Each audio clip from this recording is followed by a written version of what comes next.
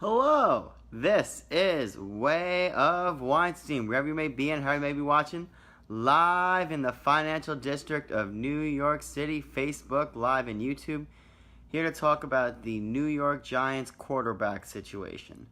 So, one story that got, I think, completely swept under the rug is that the Giants cut Davis Webb, who was their third-round draft selection in the 2017 NFL Draft. And when they made the pick that high for a quarterback, I was confused at the time. I was like, this doesn't make any sense. But then when they got Gettleman and Shermer, like the whole idea of drafting Saquon Barkley, he's their words, touched by the hands of God. He's going to be an all-time generational back. So I thought, okay, maybe Davis Webb is the successor for Eli. Since Eli's going to be 38 in January, and no one's Tom Brady health-wise. No one's eats his avocado ice cream and does like what he does. So I'm guessing Eli has 2 to 3 years left. And the fact that the Giants passed on Allen and Darnold and Rosen at the number 2 pick, that I could live with. If they honestly believe that Saquon Barkley is that much better and can help them win now, because Saquon Barkley was nothing short of spectacular at Penn State. I mean, he's a freak in nature physically, 6 foot 233. They ran a 4 or 2 or something. It was extremely fast and can do everything you want a running back to do: catch it, run it, pass block. Now, where I'm baffled with the Giants cutting Davis Webb is that, was he that awful when they saw him in training and just reps? And is that the real reason why they decided to go Geno Smith over Davis Webb, because Davis Webb is that bad? Now, one thing that no one's talked about that I'm going to shed some light on is that, so Josh Rosen, I'm just going to get my biases out of the way. Yes, is Josh Rosen a Jewish quarterback from Manhattan Beach? And would I have gone nuts if the Giants would have had Josh Rosen? Yeah, I would have. Is he someone that I possibly considered taking over Barkley at 2? Yes. Is his main flaw is that he at times has an injury risk, but if you provide him with a great offensive line and some great pieces around him, keep him upright, that'll help. Because someone's got to hit him in order for him to get injured. So, now this is how I think that the Giants potentially could have had Barkley and Rosen. So, you take Saquon Barkley at 2. Now, Josh Rosen slipped to 10. Now we're going to compare what I would have seen as like a hindsight 2020 trade. If you compare what I'm going to propose to the Eagles got Carson Wentz. So when the Eagles got Carson Wentz, the Browns got their number 8 pick, a 3rd round pick, a 4th round pick, the 2017 1st round pick, and a 2018 2nd round pick.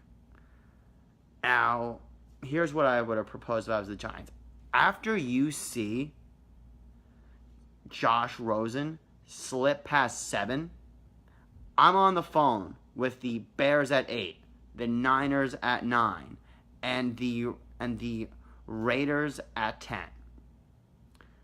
I'm trying to get back in there, get a 2nd round first, and say, hey, what needs to be done? Do we need to give up this year's 3rd, 5th, and a 1st and a 2nd for years past to get our franchise quarterback of the future? I don't know what the Giants' thoughts on Josh Rosen were. I mean, despite my biases, take aside that I would have loved the Jewish quarterback for the Giants. If you watched him play at all at UCLA, he threw an amazing deep ball. He had great football line and just acumen.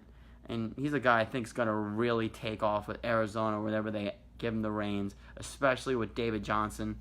Now, if the Giants would have made a haul for Josh Rosen, let's take a look at this. You have your win now situation. You still have Eli. You got Nate Soldier.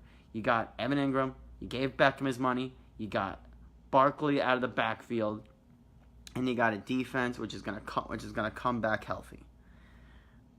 And if you're sacrificing some draft picks and you have a guy like Josh Rosen learning from an Eli Manning and then being able to take over the reins, and then you have a similar situation to the Cowboys, how they have Ezekiel Elliott and Dak Prescott, which personally I think that Josh Rosen's a better prospect than Dak Prescott. I think Dak Prescott is a decent quarterback, but I think he's very much a product of having by far and away the best offensive line, and Zeke Elliott, who's an absolute monster in the backfield. So overall, I'm not exactly sure what the Giants are thinking for their quarterback succession plan. Now, they did draft Kyle Lauletta from Richmond, who did look good in the Senior Bowl.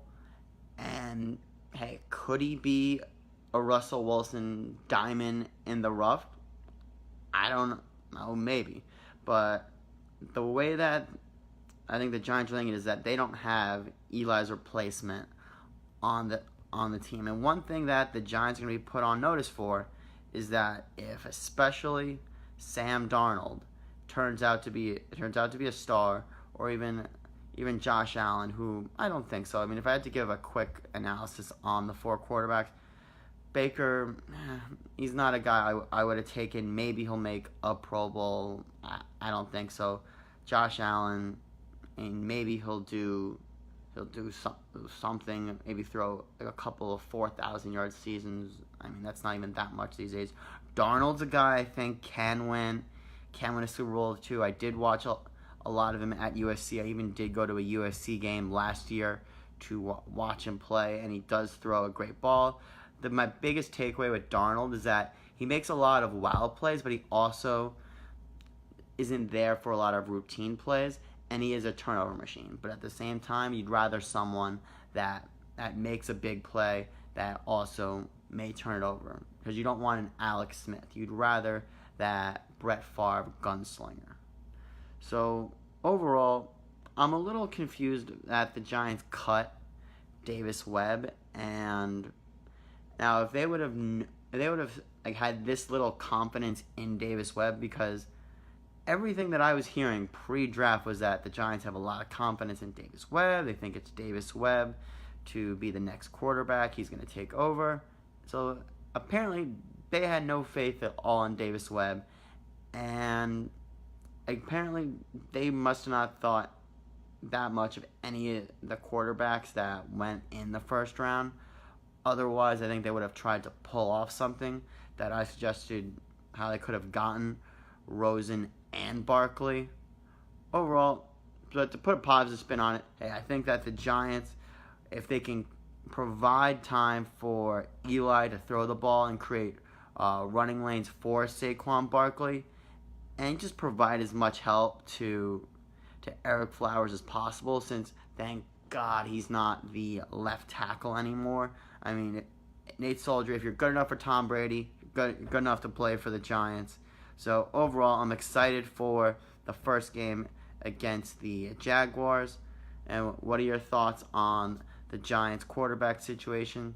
Write them down in the comments. If you like this video, like it, share it, write a comment. And if you've already done so, subscribe to me on YouTube at Way of Weinstein. Have a good night.